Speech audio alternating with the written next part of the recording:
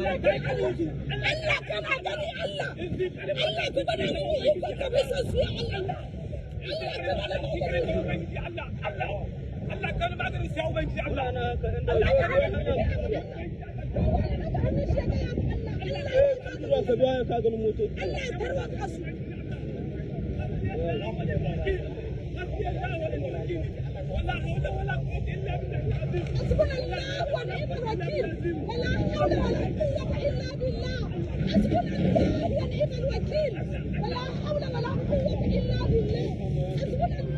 Tofa, a yanzu haka dai bidiyon wasu 'yan Nijar ne ke karaɗe shafukan sada zumunta inda aka ji su a cikin bidiyon suna addu'a suna hasbunallahu wa ni'mal wakil tare da tsinewa shugaban kasar Abdurrahman Chani. A cikin bidiyon sun ce Allah ya tarwatsa mahukuntan Nijar sakamakon rushe musu gidaje da suke yi. Sai dai a kwanakin baya mun jiyo wani labari wanda gwamnatin kasar ta Nijar ta ba wa waɗannan mutane wa'adi na wata guda da su tattara kayansu domin kuwa za a yi rusau a wannan